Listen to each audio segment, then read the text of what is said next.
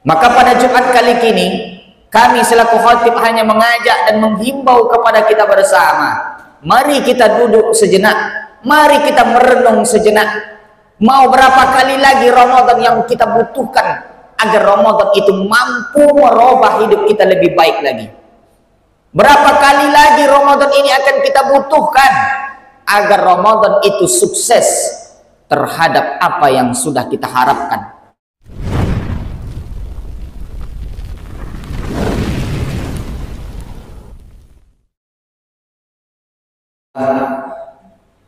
Alhamdulillahillazi wa kafa, wassalatu wassalamu ala rasulillah sayyidina wa maulana Muhammad ibni Abdillah wa ala alihi wa sahbihi wa man tabi'ahu wa mawalah. Ashhadu an la ilaha illallah wahdahu la syarikalah wa ashhadu anna Muhammadan abduhu wa rasuluhu la nabiyya ba'dah. Allahumma salli wa sallim ala sayyidina Muhammadin nabiyil ummihi wa ala alihi wa sahbihi wa barik wa sallam. Qala Allah ta'ala fil Qur'anil azim wa huwa asdaqul qailin. A'udzu billahi minasy syaithanir rajim. Ya ayyuhallazina amanu taqullaha haqqa tuqatih wa la tamutunna illa wa antum muslimun. Wa qala ta'ala fi ayatil ukhra, ya ayyuhallazina amanu taqullaha wa qulu qawlan sadida yuslih lakum a'malakum wa yaghfir lakum dzunubakum wa man yuti'illaha wa rasulahu faqad faza fawzan 'azima. Ibadallah, usikum wa nafsi bitaqwallah wa ta'atihi faqad fazal muttaqun. Hadirin sidang salat Jumat yang dirahmati oleh Allah Subhanahu wa taala. Pada hari ini kita sudah berada di penghujung bulan Sya'ban tahun 1446. Tanpa terasa tinggal menghitung jam, tinggal menghitung beberapa saat lagi. Nanti pas sholat azan maghrib dikumandangkan, maka kita sudah berada pada tanggal 1 Ramadan 1446 Hijriah. Ini adalah momentum sholat Jumat terakhir kita di bulan Sya'ban. Ini adalah momentum bagi kita untuk bermuhasabah diri, bertafakkur dan merenung sejenak, supaya kita menjalankan ibadah di bulan suci Ramadan nanti penuh iman dan penuh dengan rasa takut kepada Allah Subhanahu wa taala.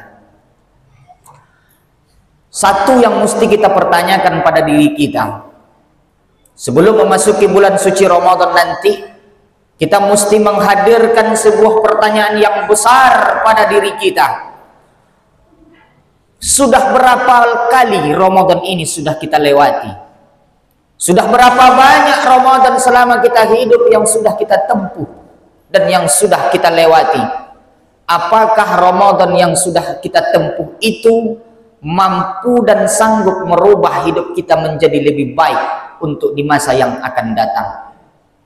Bukankah Ramadan itu diciptakan Allah Subhanahu wa taala sebagai bulan madrasah, bulan pendidikan yang akan mendidik umat manusia yang beragama Islam di dalam bulan suci Ramadan itu untuk menjadi umat yang lebih disiplin lagi untuk kedepannya, menjadi umat yang lebih takut lagi kepada Allah, menjadi umat yang sudah tahan banting terhadap segala cobaan dan ujian yang menimpa. Itulah makna Ramadan yang sebenarnya. Ramadan bukan hanya sekedar menahan lapar dan haus saja, tapi Ramadan adalah momentum bagi kita untuk menjaga diri ini dari segala perbuatan maksiat yang telah ada di depan mata kita. Masyarul muslimin sedang salat Jumat yang dirahmati oleh Allah Subhanahu wa taala. Berapa banyak Ramadan ini sudah kita lewati? Silih berganti Ramadan sudah kita lalui. Andaikan umur kita tahun ini 50 tahun, artinya sudah 50 kali Ramadan ini sudah kita lewati.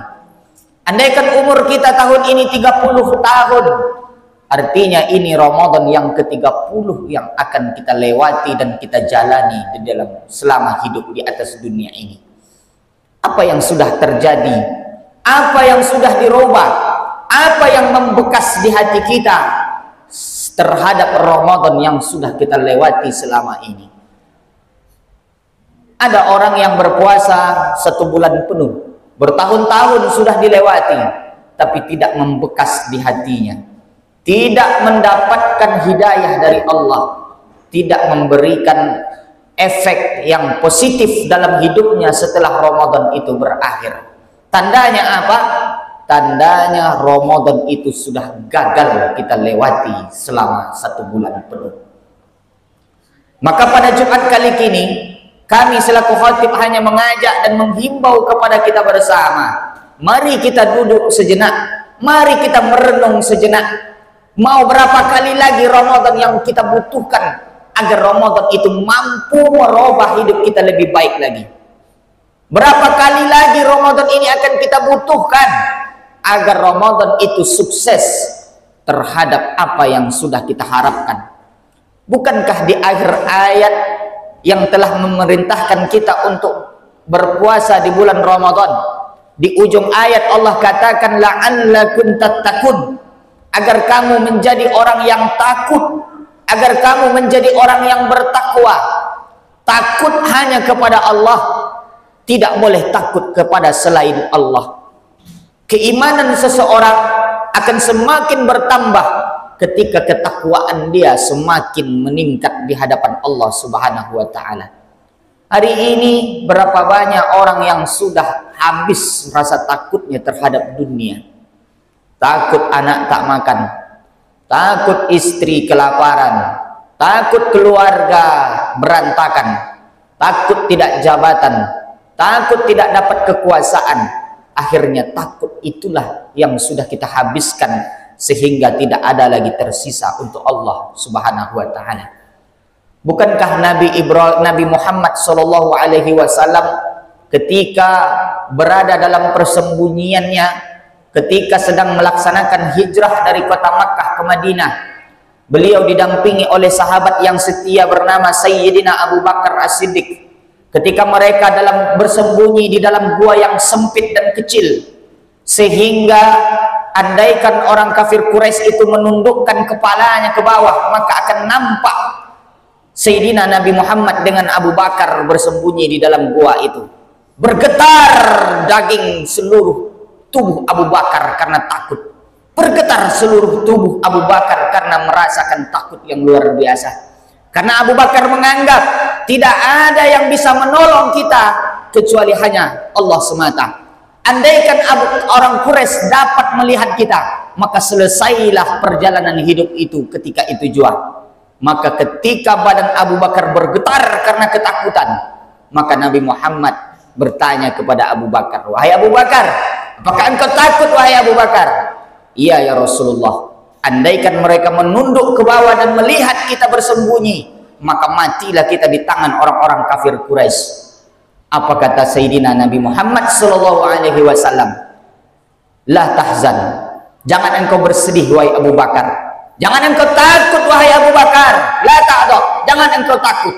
Karena sesungguhnya jangan pernah menganggap bahwa yang di dalam gua ini hanya engkau dan aku saja wahai Abu Bakar. Bahwa di sini ada 3. Aku, engkau, dan Allah selalu bersama kita. Maka Nabi itu memberikan contoh kepada Abu Bakar. Sudah tak ada lagi rasa takut Nabi kepada siapapun, kepada orang kafir Quraisy. Nyawa sudah dia serahkan kepada Allah, maka hidup dan mati seseorang ada di tangan kekuasaan Allah Subhanahu wa taala. Begitu contoh orang yang sudah sampai rasa takutnya kepada Allah. Tak lagi tersisa kepada apapun dan kepada siapapun di atas dunia ini. Maka inilah yang mesti kita terapkan dalam kehidupan sehari-hari, menimbulkan rasa takut yang mendalam kepada Allah dalam diri kita. Hanya satu-satunya momen adalah bulan suci Ramadan yang diciptakan oleh Allah wabil khusus untuk kita umat Nabi Muhammad sallallahu alaihi wasallam. Jadi pesan khatib pada mimbar Jumat kali ini, pasanglah iktikad di dalam hati yang sangat kuat, pasanglah niat di dalam diri kita bahwa Ramadan yang akan kita tempuh, bahwa Ramadan yang akan kita jalani ini, jadikan dia Ramadan terakhir dalam hidup kita. Jangan pernah anggap bahwa kita akan masih hidup di Ramadan tahun 2026. Jangan pernah beranggapan bahwa kita akan masih ada di atas dunia ini untuk Ramadan 5 tahun bahkan 10 tahun yang akan datang. Tidak ada jaminan dari siapapun, dan apapun tidak bisa menjadi jaminan untuk kita masih hidup. Jangankan di Ramadan tahun depan, jangankan di Ramadan tahun 2026, besok pagi pun kita tak ada jaminan hidup di atas dunia ini. Maka jadikan momentum Ramadan ini, anggap dialah Ramadan terakhir kali dalam hidup. Anggaplah bahwa nanti selesai dari Ramadan ini, kita akan mati meninggalkan dunia ini. Maka insya Allah kita akan khusyuk sehusuk-husuknya berdoa kepada Allah. Kita akan serius dan kita akan semakin bertambah keimanan kepada Allah, karena kita menganggap Ramadan ini adalah Ramadan terakhir dalam hidup. Jangan pernah beranggapan bahwa kita akan masih berjumpa dan bersua di Ramadan tahun yang akan datang. Makanya setiap hari kita berdoa ketika sudah masuk di bulan Rajab, Allahumma barik lana fi Rajab wa Sya'ban. Ya Allah, berkahi kami pada bulan Rajab dan bulan Sya'ban.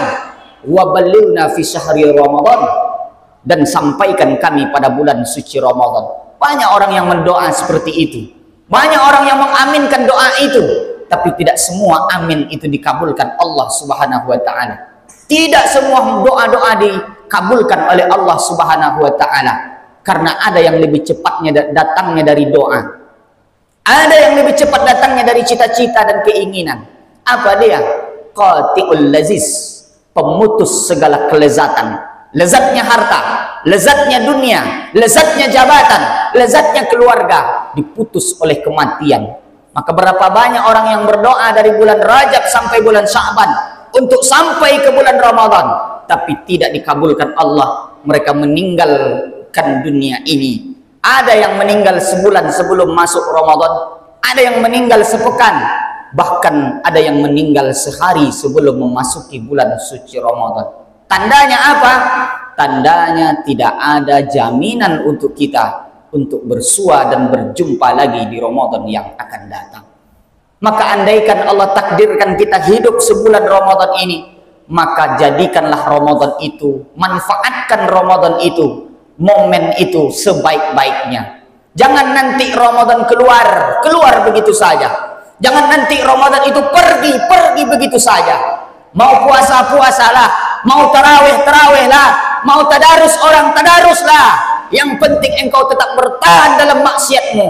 Jangan pernah beranggapan seperti itu, saudaraku. Maka sesungguhnya nanti ketika kita sudah masuk ke liang lahat, yang ditanya dan disoal adalah ibadah kita. Maka perbanyak ibadah, niat, ikatkan dalam diri bahwa inilah Ramadan terakhir dalam diri, maka kita akan tetap berusaha menjadi hamba Allah yang terbaik di Ramadan ini. Kita akan selalu berusaha bahwa ibadah kita akan menjadi ibadah yang terbaik kualitasnya di sisi Allah, karena kita bersungguh-sungguh, karena kita beranggapan bahwa Ramadan ini adalah Ramadan terakhir di dalam hidup kita. Masyarul muslimin, sidang salat Jumat yang dirahmati oleh Allah Subhanahu wa taala. Jangan sampai Ramadan berlalu begitu saja.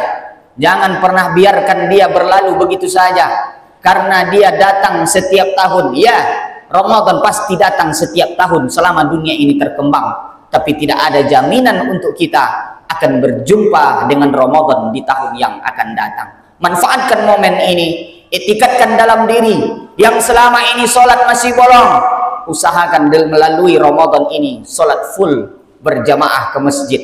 Yang selama ini malas ke masjid, maka etikatkan dalam diri melalui Ramadan ini. Langkahkan kaki, pautkan hati kita dengan Allah, dengan masjid, maka insya Allah kitalah orang-orang yang mendapatkan naungan dari 7 golongan yang mendapat naungan di padang mahsyar nanti. Yang selama ini bacaan Qur'annya belum jelas, belajar lagi. Yang selama ini belum pernah seumur hidup khatam baca Quran selama Ramadan, iktikadkan Ramadan tahun ini saya mesti khatam sekali. Yang sudah pernah khatam sekali, niatkan 2 kali. Yang 2 kali, niatkan 3 kali. Karena sesungguhnya membaca Al-Quran, Ramadan itu adalah bulan Al-Quran. Sebenarnya Ramadan itu sama dengan bulan-bulan yang lain, tapi ada yang membuat dia mulia. Karena di dalam bulan Ramadan itu terdapat satu malam yang paling mulia.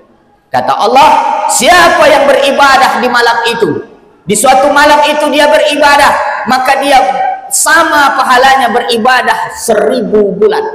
Kalau kita kalkulasikan pada saat sekarang, 1000 bulan dibagi 12 bulan dalam setahun, maka hasilnya 83 tahun. Siapa yang beribadah di malam itu, maka sama artinya dia sudah beribadah 83 tahun.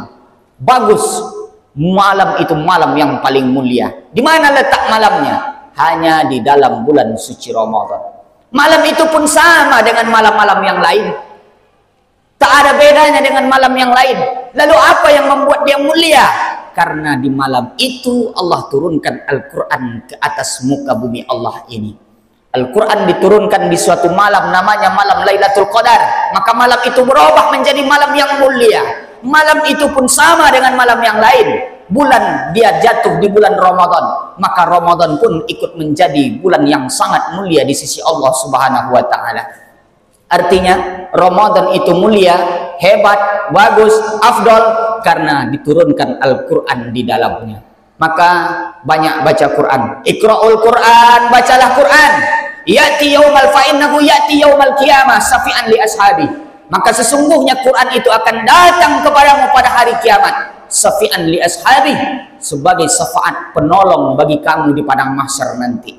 Maka bergaullah dengan Quran. Tanamkan dalam diri kita, jangan pisahkan diri kita dari masjid, jangan jauhkan diri kita dari Quran. Orang yang jauh dari masjid, orang yang jauh dari Quran, sama seperti ikan yang keluar dari akuarium, mati. Yang mati bukan jiwanya, yang mati bukan raganya, tapi yang mati itu adalah hatinya. Ketika hati sudah mati, nasihat apapun takkan pernah masuk. Telinganya tuli, matanya buta, mulutnya bisu. Yang tuli bukan telinganya, yang buta bukanlah matanya, yang bisu bukanlah mulutnya, tetapi sesungguhnya yang buta dan yang tuli itu adalah mata hatinya, karena sudah jauh dari masjid, jauh dari Al-Quran, jauh daripada mengingat Allah Subhanahu wa Ta'ala. Maka pesan khotib pada Jumat ini sangat berpesan kepada kita, jadikan momentum Ramadan ini Ramadan terakhir dalam hidup kita. Lalu bagaimanapun prosesnya, di awal Ramadan kita sudah diberikan Allah azab, diberikan Allah bencana, diberikan Allah musibah. Karena bencana itu datang, 2 saja tandanya, akan menjadi musibah azab bagi orang yang tak beriman, dan menjadi cobaan dan ujian bagi orang-orang yang sudah beriman. Maka jangan ambil pusing, jalani saja hidup ini. Meskipun sekarang dilanda oleh banjir di mana-mana, hujan tiada henti, itu semua ada hikmah dari semua apa yang sudah diberikan Allah. Tidak ada satupun di atas dunia ini yang tidak ada hikmah yang diciptakan Allah. Daun yang kering, yang rapuh, jatuh dari pohon menimpa tanah yang di bawahnya, itu pun ada hikmah yang sudah diciptakan oleh Allah Subhanahu wa Ta'ala. Kita sebagai hamba, sebagai manusia biasa, hanya menjalankan takdir dan berusaha menjadi orang yang terbaik. Keadaan kita akan berubah, hidup akan menjadi lebih baik, dan pada akhirnya kita akan mati dalam keadaan husnul khatimah. Barakallahu li wa lakum fil Qur'anil azim wa nafa'ani minal ayati wa zikril hakim. Fataqabbala minni wa minkum tilawatahu innahu wa huwal ghafurur rahim.